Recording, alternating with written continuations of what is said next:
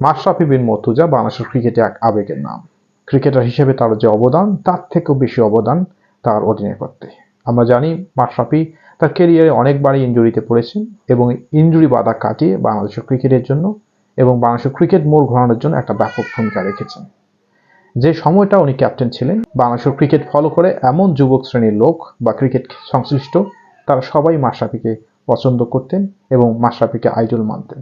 সে মাশরাফি ব্যবহৃত হয়েছে রাজনৈতিক ক্ষেত্রে।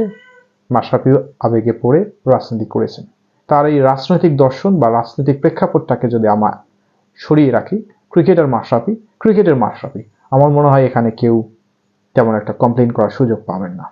সেই মাশরাফির বাড়িতে আগুন দেওয়া হয়েছে এবং দুঃখের বিষয় নড়াইলবাসীই দিয়েছেন। কারণ আপনারা লক্ষ্য করে দেখেন, এই আগুন দেওয়াটা কিন্তু বাংলাদেশের কোনো স্থান থেকে কেউ গিয়ে তার বাড়িতে আগুন দেয়নি। নড়াইলবাসী তথা ক্রিকেটার মাশরাফির বাড়ির আশেপাশের লোকজনই এই কাজটি করেছেন। দুঃখের বিষয়, মাশরাফি একটা ক্রিকেট লেজেন্ড। আমরা জানি, যদিও উনি আওয়ামী লীগের রাজনীতি করতেন, তারপরও কিন্তু নড়াইলবাসীর প্রতি তার যে ভালোবাসা, ক্রিকেটের প্রতি যে ভালোবাসা, এটা কিন্তু উনি খাচ্ছিল। এবং উনি এই রাজনীতির এই প্রেক্ষাপটে এই রাজনীতি করাকালীন সময়ে কোনো লোককেই উনি নিজের বাইরের বলে মনে করতেন না এবং নড়াইলবাসীর প্রতি তার ভালোবাসা ছিল অগাধ। সে নড়াইলবাসী আঘাত করেছে তার বাড়িতে। যদি রাজনৈতিক প্রতিপক্ষ হয়ে থাকে সেটা একটা ভিন্ন বিষয়, কিন্তু তবুও মেনে নেওয়া যায় না এটি। কারণ রাজনৈতিক প্রতিপক্ষ অথবা সাধারণ কোনো ব্যক্তি হিসেবে নড়াইলের এই মাশরাফি ক্রিকেটের মাশরাফি হিসেবেও মাথা উঁচু করে দাঁড়িয়ে রয়েছেন এবং ইতিহাসে দাঁড়িয়ে থাকবেন।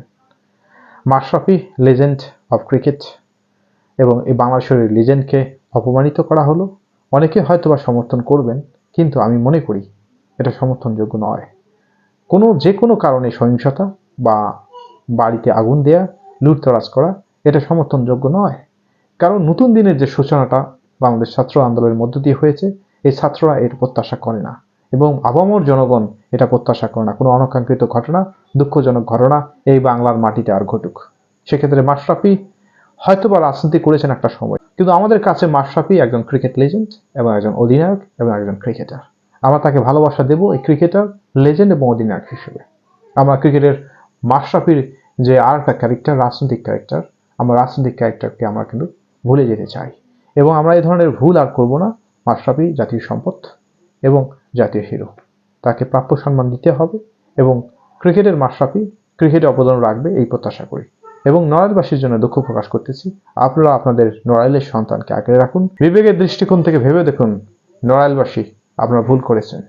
আপনারা মাশরাফিকে প্রোটেক্ট করুন। তার রাজনৈতিক প্রতিপক্ষ থাকতে পারে, তাকে আঘাত করতে পারে, কিন্তু ক্রিকেটের মাশরাফিকে আপনারা অবশ্যই প্রতিপক্ষ ভাববেন না, বুক দিয়ে আগলে রাখার চেষ্টা করুন। মাশরাফি একটা আবেগের নাম, এই আবেগটাকে জিগিয়ে রাখুন। ধন্যবাদ সবাইকে।